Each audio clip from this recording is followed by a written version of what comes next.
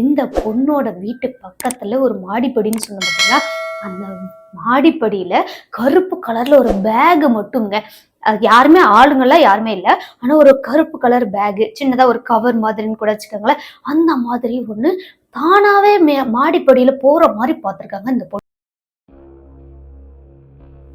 Hi நண்பர்களே, இன்னைக்கான video நமக்கு எங்கிருந்து வந்திருக்குன்னு பார்த்தீங்கன்னா, ரயில்வே ஸ்டேஷன்ல ஒர்க் பண்ற ஒருத்தருக்கு அலர்ட் பண்ணின ஒரு குவார்டர்ஸ்ல உள்ள ஒரு வீட்டில் தாங்க அமானுஷமான நிகழ்வு நடந்திருக்கு.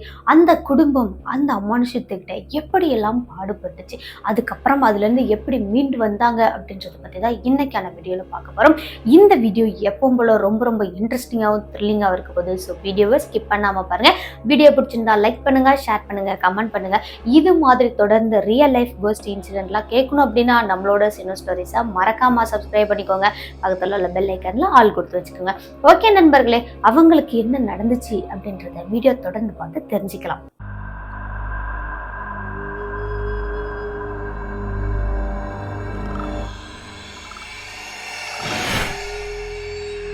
தூத்துக்குடி மாவட்டத்தில் ரயில்வே ஸ்டேஷனில் வேலை பார்த்துட்டு இருக்கிறவர் தான். அவரோட பேர் கிருஷ்ணன். இந்த கிருஷ்ணன் அப்படின்றவர் அங்கே வேலைக்கு போனதுக்கப்புறம், தூத்துக்குடியில் வேலைக்கு போனதுக்கு அப்புறமா அவங்களுக்குன்னு தனியாக ஒரு வீட்டை பார்க்குறாங்க. ஃபேமிலியோட இங்கே வந்துடலாம் அப்படின்னு சொல்லிட்டு சரி அப்படின்னு அவரும் வீடு தேடிட்டே இருக்கும்போது பார்த்தீங்கன்னா இவருக்கு குவார்டர்ஸில் வீடு கிடைக்குதுங்க. சரி, குவார்டர்ஸ் வீடு தானே, கொஞ்சம் நமக்கும் கம்ஃபர்டபுளாக இருக்கும், வாடகையும் அதிகமாக இருக்காது அப்படின்ற காரணத்தினால இவங்களும் அந்த வீட்டுக்கு போகலாம் அப்படின்னு சொல்லி முடிவு பண்ணியிருக்காரு. கிருஷ்ணன் அந்த வீட்டெல்லாம் போய் பார்த்துருக்காருங்க. பார்க்கும்போதே அங்கே உள்ள நபர்கள் எல்லாம் என்ன சொல்லியிருக்காங்கன்னா, இந்த வீடு ரொம்ப நாளா பூட்டி இருக்கு, கொஞ்சம் அட்ஜஸ்ட் பண்ணிக்கோங்க, ரொம்பவே அந்த புழுதிகள், அதுக்கப்புறம் குப்பைகள், ஒட்டடைகள் எல்லாமே இருக்கும், கொஞ்சம் அட்ஜஸ்ட் பண்ணி கிளீன் பண்ணிக்கோங்க அப்படின்னு சொல்லிட்டாங்க.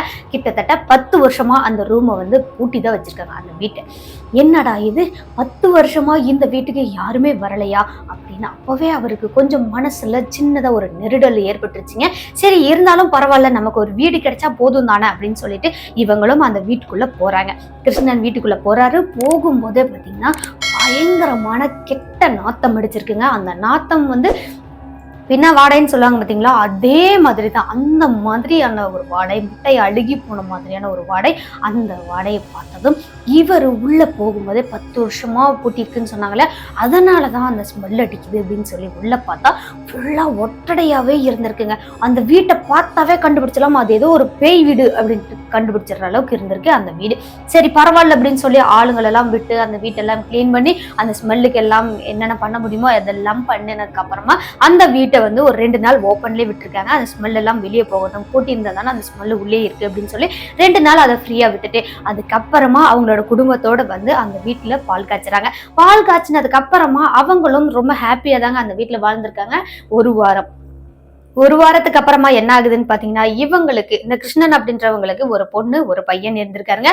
இந்த பொண்ணோட பேர் பாத்தீங்கன்னா தன்சியா, அவங்களோட பையனோட பேர் சித்தன். இந்த 2 பேருமே தனித்தனி அறை தான் எங்களுக்கு வேணும் அப்படின்னு சொல்லி கேட்டிருக்காங்க. சரி ஓகே, தனித்தனி அறை தானே அப்படின்னு சொல்லி ஆளுக்கு ஒரு ரூமை கொடுத்துட்டு இந்த கிருஷ்ணன் அதுக்கப்புறம் அவங்களோட மனைவி என்ன பண்றாங்கன்னா அவங்களும் ஒரு ரூம்ல தங்கியிருக்காங்க. கிட்டத்தட்ட 3 ரூம் போலங்க. இவங்களோட குவார்டர்ஸ்ல கொஞ்சம் மாடிப்படியும் இருந்திருக்கு. சரி பரவாயில்ல அப்படின்னு சொல்லி இவங்களும் ஓகே இந்த வீடு கம்ஃபர்டபுளா இருக்கு அப்படின்னு தங்க ஆரம்பிச்சதுக்கு அப்புறம் ஒரு வாரம் நார்மலா போயிடுச்சு இல்லையா. ஒரு வாரத்துக்கு அப்புறமா இந்த தன்சியா அப்படின்ற பொண்ணு என்ன பண்றாங்கன்னா, நடுராத்திரிங்க எப்படியும் மணி 12:30 மணி இருக்குமா, அவ்வளோ நேரத்துக்கு இந்த பொண்ணு மட்டும் வெளியே எந்திரிச்சு வர்றாங்க. பாத்ரூம் போயிட்டு வரலாம் அப்படின்னு சொல்லிட்டு. பாத்ரூம் வந்து வெளியே தான் இருக்கும் போலங்க, அதனால இந்த பொண்ணு நடந்து வரலாம்னு வந்திருக்காங்க. இவங்களோட ரூம்ல இருந்து நேரா வரும்போதே இந்த பொண்ணோட வீட்டு பக்கத்துல ஒரு மாடிப்படின்னு சொன்ன பார்த்தீங்களா, அந்த மாடிப்படியில கருப்பு கலர்ல ஒரு பேக் மட்டுங்க. யாருமே ஆளுங்கெல்லாம் யாருமே இல்லை. ஆனா ஒரு கருப்பு கலர் பேகு, சின்னதா ஒரு கவர் மாதிரின்னு கூட வச்சுக்கோங்களேன். அந்த மாதிரி ஒண்ணு தானாவே மாடிப்படியில போற மாதிரி பார்த்திருக்காங்க. இந்த பார்த்தவங்களுக்கு எப்படி இருக்கும், ஆளு யாருமே இல்லாம பேக் மட்டும் தனியா போகுதுன்னா நமக்கே ஓட்டம் போலாம் அப்படியே ஒரு மாதிரி சிலுக்குது இல்லையா பயத்துல. அதே மாதிரிதான் இந்த பொண்ணுக்கும் இருந்திருக்கு. இந்த பொண்ணு அதுக்கப்புறம் அந்த காட்சியை பார்த்ததுக்கு அப்புறமா பாத்ரூம் கூட போகலையாங்க. வேகமா அந்த ரூம்குள்ள, அவங்களோட ரூம்குள்ள ஓடி வந்துட்டாங்க. ஓடி வந்த பொண்ணுக்கு அன்னைக்கு நைட்டு ஃபுல்லா தூக்கமே வரலையாங்க. அது எப்படி தானா போக முடியும், வாய்ப்பே இல்லையே, மனுஷங்க யாராவது தூக்கிட்டு போனா தானே. ஆனா நம்ம பார்க்கும்போது எந்த மனுஷனும் இல்லையே, தானாதானே மிதந்து போற மாதிரி, காத்துல அப்படியே பறந்து போற மாதிரி போயிட்டு இருந்துச்சு அப்படின்னு இந்த பொண்ணுக்கு ஏகப்பட்ட குழப்பங்கள், ஏகப்பட்ட யோசனைகள் இருந்தாலும் பயம். யாருக்கிட்டையுமே சொல்லலை. அந்த பொண்ணு அன்னைக்கு நைட்டு அப்படியே ரூமுக்குள்ளேயே அந்த பக்கம் இந்த பக்கம் நடந்துக்கிட்டே யோசனை பண்ணிகிட்டே இருக்கும்போது திடீர்னுங்க அவங்களோட வீட்டு மாடி வீடு போலங்க, அந்த வீட்டுக்கு மேலே யாரோ வேகமாக ஓடுற மாதிரி இருந்திருக்குங்க. திடீர்னு ஓடுற மாதிரி இருக்குது, திரும்ப ஒடியாந்துற மாதிரி, இந்த பக்கம் ஓடி வர மாதிரி இருக்குது, திருப்பி ஓடுற மாதிரி இருக்குது, திருப்பி ஒடியாற மாதிரி இருக்குது. என்னடா இது இப்படியே திம்மு திம்முன்னு சத்தம் கேட்டுகிட்டே இருக்கேன்னு பொண்ணுக்கு இன்னும் பயம் அதிகமாக அதிகமாக பொண்ணுக்கு என்ன பண்ணுறதுனே புரியலையாங்க. அடுத்தது கொஞ்ச நேரம் அப்படியே பெட்டில் உட்காந்து கையெல்லாம் அப்படியே காதில் வச்சுட்டு கண்ணெல்லாம் இறுக்கி மூடிட்டு உட்காந்துட்டு இருந்தா அந்த பொண்ணு. கொஞ்சம் கொஞ்சமாக அந்த கையெல்லாம் ரிலாக்ஸ் விட்டுட்டு கண்ணையும் திறந்து பார்க்குறாங்க. திறந்து பார்த்தா அந்த பொண்ணுக்கு அந்த சத்தங்கள் எதுவுமே கேட்கவே இல்லையாங்க. சரி ஓகே அப்படின்னு சொல்லி அதுக்கப்புறமா தான் அந்த பொண்ணு படுத்துக்காங்க. மணி எத்தனைன்னு பார்த்தீங்கன்னா 4 மணிக்கு மேலே ஆயிடுச்சா. அதுக்கப்புறம் அந்த பொண்ணு படுத்து கொஞ்ச நேரம் தூங்கிட்டு அதுக்கப்புறம் எழுந்திரிச்சு காலேஜுக்கெல்லாம் கிளம்பணும் இல்லையா, அதனால அவங்களும் காலேஜுக்கு கிளம்ப ஆரம்பிச்சிட்டாங்க. இவங்களோட வீட்டில் அந்த விஷயம் எதுவுமே சொல்லவே இல்லையாங்க. அடுத்த நாள் அந்த பொண்ணு காலேஜ் எல்லாம் போயிட்டு வந்ததுக்கு அப்புறமா அன்னைக்கு சாயங்காலம் கூட அவங்க அம்மா கிட்ட எதுவும் சொல்லலை. அதே போல அவங்க அப்பாவும் வீட்டுக்கு வந்துடுறாரு. வந்தவங்க எல்லாருமே உட்காந்து சாப்பிட்றாங்க. சாப்பிட்டு முடிச்சுட்டு மறுபடியும் அவங்கவுங்க ரூம்ல போய் படுத்து தூங்குறாங்க. இந்த முறை அவங்களோட பையன் என்ன பண்றாருன்னா, தூக்கம் வராத காரணத்தினால ஒரு 10:30 மணி இருக்குமாங்க, அவ்வளவு நேரத்துக்கு அந்த பையன் வெளியே வராரு. சித்தார்த் வெளியே வராரு. வெளியே வந்து பார்த்தா அங்க வந்துட்டு இவங்களோட ஹால்லயே கொஞ்சம் பெரிய கண்ணாடி மாதிரி இருக்குமாங்க. அந்த கண்ணாடியில எப்பவுமே இந்த பையனுக்கு ஒரு பழக்கம் என்னன்னு பாத்தீங்கன்னா, கண்ணாடியை பார்த்தா ஹேர் ஸ்டைல் பண்ணிக்கிறது, அந்த தலையெல்லாம் இப்படியே வருடி வர்றது, இந்த மாதிரி பண்ணுவாங்க. அதே மாதிரி அவ்வளவு நேரத்துக்கு இவர் என்ன பண்றாருன்னா, தூக்கம் வராத வெளியே வந்தார் இல்லையா, அவர் மொபைலை பார்த்துக்கிட்டே வந்தவர் கண்ணாடிகிட்ட நின்று தலையை அப்படியே கொஞ்சமா அட்ஜஸ்ட் பண்ணிட்டு இருக்காரு. அட்ஜஸ்ட் பண்ணிட்டே இருக்கும்போது டக்குன்னு பார்த்தா இவருக்கு பின்னாடி ஒரு மர்மமான உருவங்க. இவர் எப்படி இருக்காரோ சேம் அதே மாதிரி ஒரு ஒரு இளம் வயசு பையன் அப்படி பின்னாடி நின்னா எப்படி இருக்கும் அந்த மாதிரி பார்த்துருக்காருங்க. ஆனா முகம் வந்து கிளியரா தெரியலையா, யாரோ பின்னாடி நின்னது மட்டும் கண்ணாடியில நல்லா பார்த்துருக்காரு. பார்த்தவர் பயத்துல டக்குன்னு திரும்பி பார்த்துருக்காருங்க. திரும்பி பார்த்தா அந்த இடத்துல யாருமே இல்லையா. மறுபடியும் கண்ணாடியை பார்த்தா இவருக்கு பின்னாடி அந்த உருவம் நின்றுட்டே தாங்க இருக்கு. ஏதோ இவரோட கம்யூனிகேட் பண்ற மாதிரி, இவர் மேல கை வைக்கிற மாதிரி, இவரை கூப்பிடுற மாதிரி ஃபீல் ஆயிருக்கு அந்த கண்ணாடியை பார்க்கும்போது. அடுத்தது இவருக்கு உடம்பெல்லாம் நடுங்கி போயிடுச்சு, கத்தவும் முடியல. இவருக்கு என்ன பண்றது, அடுத்தது என்ன பண்றதுன்னு யோசிக்க கூட முடியலையாங்க. பயத்துல அப்படியே உறைஞ்சு போயிட்டாராம். நமக்கு தான் அப்படி தெரியுதா அப்படின்னு சொல்லி நல்லா கண்ணை தேய்ச்சிட்டு திரும்பி பார்க்கும்போது யாருமே இருக்கிறதுல. மறுபடியும் கண்ணாடியில பார்த்தா அந்த உருவம் தெரிஞ்சிச்சாங்க. தெரிஞ்சதுமே அவரும் தலை தெறிக்கி அவரோட ரூம்குள்ள ஓடி போயிட்டாராங்க. ஓடினதுக்கு அப்புறமா என்ன ஆகுதுன்னு பாத்தீங்கன்னா, அவரும் அன்னைக்கு நைட் ஃபுல்லா தூங்கவே இல்லை.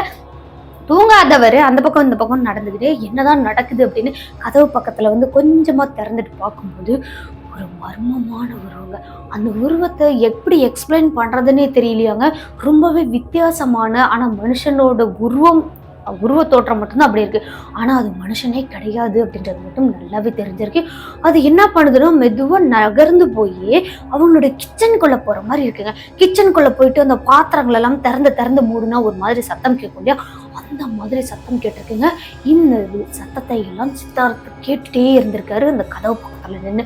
கேட்டவருக்கு இன்னும் கொஞ்சம் கதவை ஓப்பன் பண்ணி பார்க்கலாம் அப்படின்னு ஒரு ஆர்வத்துல ஓப்பன் பண்ணி பார்த்தா அந்த உருவம் அங்கேயும் கிச்சன்ல ஓப்பன் பண்ணி மூடுற மாதிரி சத்தம் கேட்டுட்டே இருக்கு. ஆனா இங்க வந்து டக்குன்னு அவர் கண்ணுக்கு முன்னாடி அந்த உருவம் வந்து நின்றுச்சாங்க. நின்னதுல அவர் போனெல்லாம் தூக்கி போட்டுட்டு கத்திருக்காரு. கத்துனதுமே அவங்க வீட்டுல இருக்கிறவங்க எல்லாம் எழுந்து வந்துட்டாங்க. லைட் எல்லாம் ஆன் பண்ணிட்டு வந்ததுனால அந்த உருவம் மறைஞ்சிச்சாங்க. லைட்டு போடும்போது கரெக்டா லைட் ஆன் ஆகுது, இந்த உருவமும் மறையுது. அந்த மாதிரி மறைஞ்சதுமே அடுத்தது இவர் என்ன பண்றாருன்னா, என்னடா இப்படி ஆயிடுச்சு அப்படின்னு சொல்லி அம்மாட்ட சொல்றதா யார்கிட்ட சொல்றது அப்படின்னு இவரும் பயத்துல ஒண்ணுமில்லை அப்படின்னு சொல்லி அன்னைக்கு சமாளிச்சுட்டு அடுத்த நாள் நம்ம சொல்லிக்கலாம் அப்படின்னு முடிவு பண்ணிட்டாருங்க. சரி ஓகே அப்படின்னு அன்னைக்கும் அதே மாதிரி ஒண்ணும் இல்லை அப்படின்னு சொல்லி சமாளிச்சுட்டு அன்னைக்கு நைட் அவர் ரூம்குள்ள தூங்கிட்டாரு. தூங்குனவருக்கு அடுத்த நாள் காலையில எந்திரிக்கிறாரு. எழும்போதே இவருக்கு வந்து பயங்கரமா உடம்பு கைக்கெல்லாம் வலியாகி இருந்திருக்கு. கூடவே இவருக்கு லேசான காய்ச்சலும் இருந்திருக்கு. காய்ச்சல் வந்துச்சு அப்படின்னு சொன்னா நம்ம ஹாஸ்பிட்டல் போவோம் இல்லையா, அதே மாதிரி அவங்களும் ஹாஸ்பிட்டல் எல்லாம் கூட்டிட்டு போயிட்டு மாத்திரை மருந்து எல்லாம் வாங்கிட்டு வந்திருக்காங்க. ஓரளவுக்கு கியூர் ஆயிட்டாரு சித்தார்த். 2 நாளைக்கு மாத்திரை இருக்கு, 2 நாள் மாத்திரையும் தொடர்ந்து போடணும் அப்படின்னு சொல்லியிருக்காங்க. சரி ஓகே அப்படின்னு சொல்லிட்டு அவரும் வீட்டுக்கு வந்துட்டாருங்க.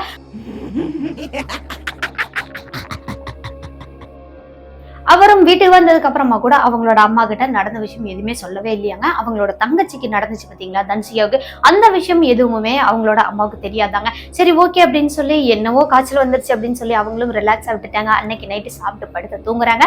அன்னைக்கு என்ன நடக்குதுன்னு பாத்தீங்கன்னா, அவங்களோட அப்பா கிருஷ்ணன் லேட்டா தான் வருவேன் அப்படின்னு சொன்ன காரணத்தினால அவங்களோட அம்மா, அதுக்கப்புறம் தன்சிகா, அந்த சித்தார்த் 3 பேரும் அவங்களோட ரூம்ல போய் படுத்து தூங்க ஆரம்பிச்சதுக்கு அப்புறமா நல்லா ஆழ்ந்த தூக்கத்துக்கு போயிட்டாங்க. மணி பாத்தீங்கன்னா எப்படியும் ஒரு 12 மணி பக்கமா இருக்குமாங்க. அவ்வளவு நேரத்துக்கு இவங்களோட வீட்டோட மெயின் டோர் கதவை யாரோ தட்டுற மாதிரி சத்தம் கேட்டிருக்கு. தட்டுறதோட இந்த பூட்டுக்கு வெளியே தொங்க விட்டுருந்தா அந்த பூட்டை இப்படி இப்படி அடிச்சுட்டே இருந்தே இப்படி கேட்கும். அந்த மாதிரி சத்தம் தொடர்ந்து கேட்டுட்டே இருந்ததுனால அவங்களோட மனைவி, கிருஷ்ணனோட மனைவி என்ன பண்றாங்கன்னா, சரி நம்மளோட ஹஸ்பண்ட் தான் வீட்டுக்கு வந்துட்டாரு போல அப்படின்னு நினைச்சிட்டு அவங்களும் எழுந்து வர்றாங்க. தூக்கத்திலேயே எழுந்து வந்தவங்க கதவையும் ஓபன் பண்ணிருக்காங்க. ஓபன் பண்ணி பார்த்தா அங்க யாருமே இல்லை. ஆனா இவங்களுக்கு நல்லா சத்தம் கேட்டுச்சு. பூட்டை கூட தட்டிகிட்டே இருக்கிற மாதிரியான சத்தம் கேட்டுட்டே இருந்ததுனால தான் இவங்க எழுந்து வந்தாங்க. அங்க பார்த்தா யாருமே இல்லை. எப்படி இருக்கும் மனுஷனுக்கு? தூக்கத்துல அப்படியே கண்ணை தேய்ச்சிக்கிட்டே வந்தவங்களுக்கு தூக்கம் எங்க போச்சுன்னே தெரியலையாங்க. அப்படியே தூக்கி வாரி போட்டுருச்சு இவங்களுக்கு. அடுத்தது இவங்க போயிட்டு கதவெல்லாம் நல்லா லாக் பண்ணிட்டு பயத்திலேயே அன்னைக்கு ஹால்லேயே சேர் மேலே உட்கார்ந்தபடியே அப்படியே மெதுவா சாஞ்சு தூங்குறாங்க. அதே மாதிரி 1 மணி நேரம் கழிச்சு மீண்டும் யாரோ கதவை தட்டுற மாதிரி சத்தம் கேட்குது. இந்த முறை அவங்களோட கணவர் தான் வந்திருப்பாரு அப்படின்னு நினைச்சிட்டு இவங்களும் போயிட்டு கதவை ஓபன் பண்றாங்க. ஓபன் பண்ணி பார்த்தா அங்க கிருஷ்ணன் தான் நின்றுட்டு இருக்காரு.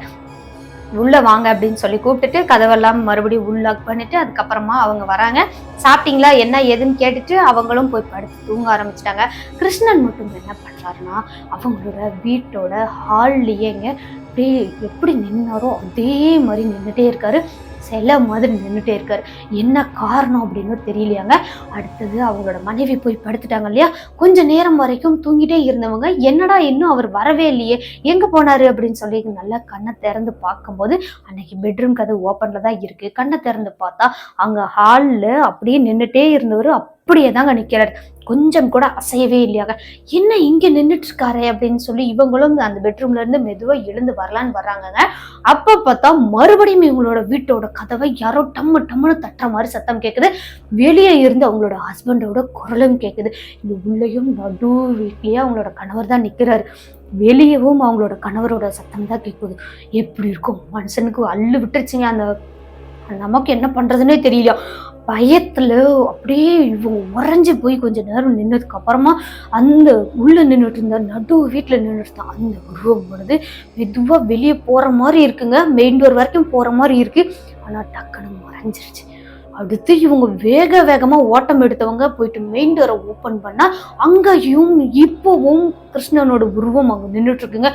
என்னங்க இப்பதாங்க வீட்டுக்குள்ள வந்தீங்க, மறுபடியும் எப்படிங்க வெளியே வந்தீங்க, என்னங்க நடக்குது அப்படின்னு இவங்க கேட்கும்போது, என்னடி நீ உள்ளற, இப்பதான் நான் வரனே, நான் எங்க முன்னாடி வந்தேன் அப்படின்னு சொல்லி அவரும் சொல்றாரு. இவங்களுக்கு உடம்பெல்லாம் பதறி போயிடுச்சாங்க. அடுத்தது இவங்க வாங்க உள்ள வாங்க அப்படின்னு சொல்லிட்டு மெயின் டோர் எல்லாம் லாக் பண்ணிட்டு மீண்டும் இவங்க பெட்ரூம்குள்ள படுக்கலாம் அப்படின்னு சொல்லி வரும்போதும் இந்த முறையும் சாப்பிட்டீங்களா என்ன ஏதுன்னுலாம் கேட்டுருக்காங்க. அப்போ மட்டும்தாங்க பதில் வந்திருக்கு. முன்னாடி கேட்டப்போ பதிலே வரலையா. சாப்பிட்டா நீ போய் படு அப்படின்னு சொல்லிட்டு இவங்களும் கிச்சன்ல போயிட்டு தண்ணி எல்லாம் மொண்டு குடிச்சிட்டு அதுக்கப்புறமா கிருஷ்ணனும் அவங்க பெட்ரூம்குள்ள படுத்துட்டாராங்க. படுத்தவர்கிட்ட அவங்க நடந்த விஷயத்த சொன்னா அவரு நம்பவே இல்லையாங்க. கண்டிப்பா இப்படி எல்லாம் நடக்கிறதுக்கு வாய்ப்பே இல்லையா, நீ ஏதோ தூக்கத்துல கனவு கண்டுட்டு உளர்ற அப்படின்னு அவங்க மனைவி சொல்லியிருக்காங்க. சரி ஓகே இவர் என்ன சொன்னாலும் நம்ப போறதில்லை அப்படின்னு சொல்லிட்டு அவங்களும் அந்த டாபிக் அப்படியே விட்டுட்டு அன்னைக்கு நைட்டு படுத்து தூங்க ஆரம்பிச்சிட்டாங்களாங்க. அடுத்த நாள் காலையில எந்திரிக்கிறாங்க. எழுந்த பார்த்தா அன்னைக்கு சித்தார்த்தம் என்ன சொல்றாருன்னா, அப்பா நைட்டு ஏன்பா வந்தீங்க, வந்தவங்க கதவை ஓபன் பண்ண உள்ளே வரமாட்டேன்னு சொல்லிட்டீங்க, என்ன ஆச்சு, எப்பதான் வீட்டுக்குள்ள வந்தீங்க அப்படின்னு சித்தார்த்தம் கேட்கிறாரு. கேட்டதுமே அவர் கிருஷ்ணனுக்கு ஒண்ணுமே புரியலையாங்க. அப்படியே மண்டையெல்லாம் பிச்சுக்கிறாரு.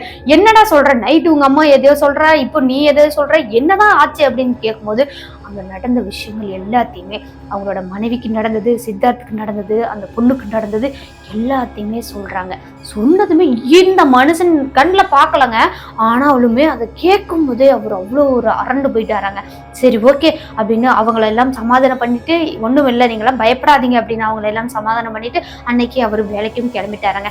வேலைக்கு போனவர் அன்னைக்கு வேலைக்கு போனதுக்கு அப்புறமா சாயங்காலம் கிளம்பும் போது என்ன சொல்றாருன்னா, பயப்படாதீங்க, நான் ஒரு பூசாரி கிட்ட பேசியிருக்கேன், நான் பாக்குறேன், வரேன், பார்த்துட்டு என்ன ஏதுன்னு சொல்றேன் அப்படின்னு சொல்லியிருக்காரு. நீங்க எதுக்கும் பயப்படாதீங்க அப்படின்னு சொல்லிட்டு அங்க வேலையை முடிச்சுட்டு அதுக்கப்புறம் வந்திருக்காருங்க. வந்தவர் அவர் கூட யாருமே வரலங்க. சரி என்னங்க ஆச்சு, யாரையும் கூட்டிட்டு வர நீங்க, என்ன ஆச்சு அப்படின்னு கேட்கும்போது இல்ல அவர் நாளைக்கு காலையில தான் வராரா அப்படின்னு சொல்லிட்டாங்க. சரி இன்னைக்கு நைட் எப்படி நம்ம கடக்கிறது, ஒருவேளை நம்ம இந்த பூசாரி எல்லாம் ஏற்பாடு பண்ணது அந்த ஆன்மாவுக்கு தெரிஞ்சிச்சுன்னா என்ன பண்றது அப்படின்னு இவங்களும் பேசிக்கிட்டே இருக்கும்போது சடனா இவங்களோட வீட்டுக்குள்ள வித்தியாசமான ஒரு சத்தம் கேட்குதுங்க. இவங்க எல்லாம் முடிச்சுட்டே தான் இருக்காங்க. மணி எப்படியும் ஒரு 8-8:30 தான் இருக்குமா. அவ்வளோ நேரத்துக்கு இவங்களோட பெட்ரூம்குள்ள இருக்கிற பொருள் எல்லாம் அப்படியே கீழே விழுகிற மாதிரி, துணி எல்லாம் தூக்கி வெளியே வீசுற மாதிரி, அந்த மாதிரி ஒரு துணியா வெளியே வந்து விழுகுது. அதே மாதிரி இவங்களோட பொண்ணோட ரூம்குள்ள இருக்கிற அந்த திங்ஸ் எல்லாம் கீழே தள்ளி விடுற மாதிரியும், அவங்களோட பையனோட அறையில இருக்கிற அந்த புக்கெல்லாம் கீழே விழுகிற மாதிரியும், புக்கெல்லாம் தூக்கி வெளியே ஹாலில் தூக்கி போடுற மாதிரியும், யாரோ ஒருத்தர் கோபத்துல இருந்தா எப்படி எல்லாத்தையுமே கலைச்சு போடுவாங்க இல்லையா, அந்த மாதிரி சேம் அதே மாதிரி அங்கே நடந்துட்டே இருந்திருக்குங்க. ஆனால் இவங்க 4 பேர்த்துக்குமே புரிஞ்சிச்சு, இங்கே நம்ம பேசுனதை கேட்டுட்டு தான் அந்த ஆன்மா ஏதோ பண்ணுது அப்படின்னு சொல்லிட்டு. அடுத்தது இவங்களோட பெட்ரூம்குள்ளே இருந்து தானே ஃபஸ்ட்டு துணி வந்துச்சு. அந்த பெட்ரூம்குள்ளே போய் பார்க்கும்போது அங்கே யாருமே இல்லையாங்க. ஆனால் துணியெல்லாம் ஃபுல்லாக கலைஞ்சிருக்கு. அடுத்து இவங்களோட பொண்ணோட ரூம்குள்ளே போய் பார்த்தா அங்கேயும் எல்லாமே கலைஞ்சுதான் இருக்குது. ஆனால் எந்த ஒரு உருவமுமே இல்லை. என்னடா இது இப்படி இருக்கே அப்படின்னு சொல்லி கடைசியாக அவங்களோட சித்தார்த்தோட ரூம்குள்ளே போகும்போது பார்த்தா அங்கே வந்து ஒரு மங்கலான அது அது எந்த மாதிரியான உருவம், அது வந்து மனுஷனோட உருவமே இல்லை அப்படின்றது தெரியுது. ஒரு மங்கலான உருவமா இருக்கு.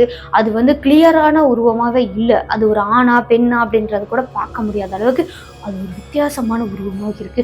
அந்த உருவம் கீழே எல்லாத்தையுமே தள்ளி விட்டுட்டு அங்கேயே மறைஞ்சு போற மாதிரி, அந்த புக்கெல்லாம் கீழே கிடக்கு பார்த்தீங்களா, அப்படியே கீழே படுத்து மறைஞ்சா எப்படி இருக்கும் அந்த மாதிரி மறைஞ்சிச்சாங்க.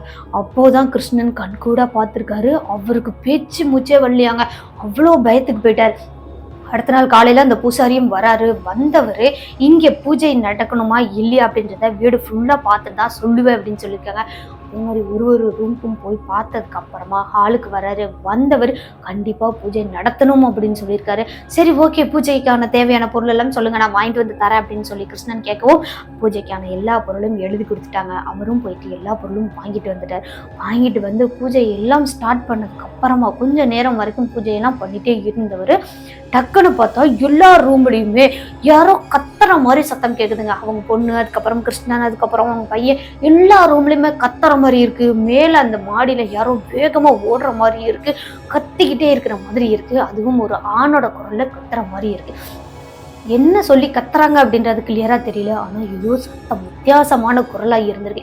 சரி அப்படின்னு பூஜையெல்லாம் பண்ண பயங்கரமான பூஜைகள், அந்த யாகம் வளர்த்து பூஜையெல்லாம் பண்ண அந்த உருவம் மெதுவா அங்க எங்கேயோ இருந்து உள்ள இருந்து ஆனா வர மாதிரி இருக்கு. அந்த உருவம் இவங்க கண்ணுக்கு எதுவுமே தெரியல. ஆனா பயங்கரமான ஒரு கெட்ட ஸ்மெல்லு மட்டும் கொஞ்சம் கொஞ்சமா வீடே ஃபுல்லா பரவுற மாதிரி இருந்திருக்கு. பூஜையெல்லாம் ஸ்டார்ட் பூஜை பண்ணிட்டு இருக்கும்போது அங்க என்ன அந்த நெய்யெல்லாம் ஊத்துவாங்க, அதுக்கப்புறம் கற்பூரம் பத்தி வச்சுலாம் எரியும் இல்லையா. ஆனா அந்த வாசங்கள்ல தாண்டியுமே அங்க ஒரு கெட்ட நாத்தம் இருக்கு. அதை பார்த்ததுமே அந்த ஆன்மா இங்கதான் இருக்கு அப்படின்றத கன்ஃபார்ம் பண்ணிட்டாங்க. அடுத்த பூஜையெல்லாம் பண்ணி அந்த பூஜாரியும் எல்லா வேலையும் முடிச்சு கடைசியா அவங்களோட வீட்டுக்குள்ள தீர்த்தங்களை தெளிக்க சொல்லி தீர்த்தம் தெளிக்க அந்த வாசனைகள், அந்த கெட்ட நாத்தங்கள் எல்லாமே அப்படியே மறைஞ்சிருச்சாங்க. எங்க அந்த வாசனை, அந்த கெட்ட நாத்தம் எப்படி போச்சுன்னே தெரியல. ஆனா நாங்க எல்லா ரூம்லயுமே தீர்த்தம் தெளிச்சதுக்கு அப்புறமா அந்த கெட்ட நாத்தம் எதுவுமே இல்லை அப்படின்னு சொல்லியிருக்காங்க. அந்த பூசாரியும் என்ன சொல்றாருன்னா, அந்த கெட்ட சக்தியானது அது வெளியே போயிடுச்சு அப்படின்னு சொல்லியிருக்காங்க. என்ன சக்தி, எதுக்காக இங்க வந்துச்சு, என்ன ஏது அப்படின்னு கேட்கும்போது அந்த பூசாரி என்ன சொல்றாருன்னா, ஆல்ரெடி இவங்க வந்து அந்த கட்டடத்துக்கு வரும்போது, அந்த வீட்டுக்கு வரும்போது என்ன சொன்னாங்க, 10 வருஷம் இந்த வீடை பூட்டி இருக்குன்னு தானே சொன்னாங்க. அதே தான் இவரும் சொல்றாரு.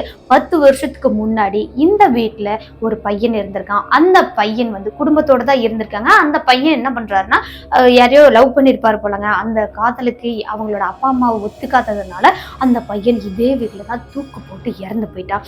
இறந்த பையனோட ஆன்மா இங்கேயே தான் இருந்திருக்கு. உங்களை எதுவும் இது வரைக்கும் பண்ணாததே சந்தோஷம் நினைச்சிருக்காங்க. ரொம்பவே கோபமா அந்த ஆன்மா இருக்கு. அந்த ஆன்மாவை இப்போ கட்டிப்படுத்தியாச்சு, வீட்டை விட்டு வெளியே விரட்டியாச்சு. இனிமேல் உங்களுக்கு எந்த பிரச்சனையுமே இல்லை அப்படின்னு சொல்லியிருக்காங்க. சரி ஓகே, இருந்தாலும் 1 மாசம் வரைக்கும் நீங்க வந்து இந்த வீட்டுல இருக்கக்கூடாது. ஆனா இந்த வீட்டுல வந்துட்டு சாயங்கால டைம்ல விளக்கு மட்டும் போட்டுட்டு போங்க அப்படின்னு சொல்லியிருக்காங்க. எங்கடா நம்மளே வீடு கிடைக்காம தான் இங்க வந்து இருந்தோம், மறுபடியும் இந்த வீட்டுல வந்து 1 மாசம் இருக்கக்கூடாதுன்னு சொல்றாங்களே, என்ன பண்றதுன்னு புரியாம அடுத்து அக்கம் பக்கம் இருக்கிறவங்கள்ட்ட எல்லாம் விசாரிச்சு ஒரு வீட்டையும் பார்த்திருக்காங்க. அந்த வீட்டுக்கு பொருள் எல்லாம் அன்னைக்கே ஷிஃப்ட் பண்ணி அதுக்கப்புறமா அந்த வீட்டுக்கு அடுத்த நாள் காலையில பால் காய்ச்சிட்டாங்க. இங்கேயும் சாயங்கால டைம்ல வந்து விளக்கு போட்டு 1 மாசம் கரெக்டா விளக்கு போட்டாங்களாங்க. 1 மாசத்துக்கு அப்புறமா தான் இந்த வீட்டை ஓப்பன் பண்ணாங்களாம். ஓப்பன் பண்ணதுக்கு அப்புறமும் கூட இவங்க வந்து அங்க குடியிருக்கலையாங்க. அதுக்கப்புறம் அவங்க சென்னைக்கே மாறி அவங்க வேற ஒரு வீட்டை பார்த்துட்டு போயிட்டாங்களாம், சென்னைக்கே போயிட்டாங்களாம். இது வந்து எங்களுக்கு தூத்துக்குடியில வேலை எங்க அப்பா பார்க்கும்போது எங்களுக்கு எங்களோட குடும்பத்துக்கு நடந்த அமானுஷம் சிஸ்டர். எங்களால வாழ்க்கையில மறக்கவே முடியாத ஒரு அமானுஷம் தான். அந்த ஸ்மெல் எல்லாம் இப்போ நினைச்சா கூட எனக்கு வாந்தி வர மாதிரி இருக்கு அப்படின்னு சொல்லி நமக்கு இந்த நிகழ்வை சித்தார்த் அப்படின்றவங்க தான் சொல்லி அனுப்பியிருக்காங்க. அந்த வீட்டுக்கு சென்னைக்கு மாறினதுக்கு அப்புறமா கூட எங்களுக்கு எந்த பிரச்சனையுமே இல்லை. இந்த ஃபர்ஸ்ட் குவார்டர்ஸ் வீட்ல இருந்து வேற ஒரு வீட்டுக்கு மாறினாங்களே, அதுக்கப்புறமும் எந்த ஒரு பிரச்சனையுமே இல்லாம தான் நாங்க சந்தோஷமா தான் இருந்தோம் அப்படின்னு சொல்லி இந்த நிகழ்வை முடிச்சிருக்காரு. ஓகே நண்பர்களே, இந்த வீடியோ எப்படி இருந்துச்சுன்னு மறக்காம கமெண்ட் பாக்ஸ்ல கமெண்ட் பண்ணுங்க. வீடியோ பிடிச்சிருந்தா லைக் பண்ணுங்க, ஷேர் பண்ணுங்க, கமெண்ட் பண்ணுங்க. இது மாதிரி உங்களோட வாழ்க்கையில ஏதாவது அமானுஷமான நிகழ்வுகள், உங்க ஃப்ரெண்ட்ஸ் அண்ட் ரிலேட்டிவ்ல யாருக்காவது பேய் சம்பவங்கள், திகிலான நிகழ்வுகள் நடந்திருக்கு அப்படின்னா அதை நம்மளோட சேனல்ல வீடியோவா பார்க்கணும்னு ஆசைப்பட்டீங்கன்னா என்னோட வாட்ஸ்அப் நம்பருக்கு வாய்ஸ் நோட்டா சென்ட் பண்ணி வைக்கலாம். கண்டிப்பா அந்த நிகழ்வு நம்மளோட சேனல்ல வீடியோவா அப்லோட் பண்ண முடியும். அது மட்டும் இல்லைங்க, இது மாதிரி தொடர்ந்து ரியல் லைஃப் கோஸ்ட் இன்சிடென்ட்லாம் கேட்கணும் அப்படின்னா நம்மளோட சினோ ஸ்டோரிஸை மறக்காம சப்ஸ்கிரைப் பண்ணிக்கோங்க. சப்ஸ்கிரைப் பண்ணிட்டு பக்கத்துல உள்ள பெல் ஐக்கன்ல ஆல் கொடுத்து வைங்க. அப்போதான் என்னோட வீடியோ உங்களுக்கு உடனுக்குடனே நோட்டிபிகேஷனா வந்து சேரும். ஓகே நண்பர்களே, நிறைய பேருக்கு வந்து இன்னுமே என்னோட வீடியோ நான் இன்னைக்கு அப்லோட் பண்றேன் அப்படின்னா அது வந்து 2 நாள் 3 நாள் கழிச்சு தான் காட்டுது. அதுக்கான காரணமும் நீங்க அந்த பெல் ஐக்கான்ல ஆல் கொடுத்து வச்சீங்கன்னா தான் உடனே வந்து சேரும். இல்லை அப்படின்னா உங்களுக்கு லேட்டா தான் வரும். அப்படி ஒருவேளை உங்களுக்கு நோட்டிபிகேஷன் வரல அப்படின்னா நம்மளோட சேனலோட ஹோம் பேஜ்ல போய் பார்த்தீங்கன்னா கண்டிப்பா நான் போட்டிருக்க எல்லா வீடியோவும் உங்களுக்கு காட்டும்னு சொல்லிட்டு இந்த வீடியோ இதோட முடிச்சுக்கலாம். ஓகே நண்பர்களே, மீண்டும் ஒரு திகிலான ஹாரரான சம்பவத்தோட ரியல் லைஃப் கோஸ்ட் இன்சிடென்ட்டோட அடுத்த எபிசோட்ல சந்திக்கிற வரைக்கும் உங்களிடமிருந்து விடைபெறுவது உங்கள் சினோ ஸ்டோரிஸில் நான் உமா. டாடா பாய்.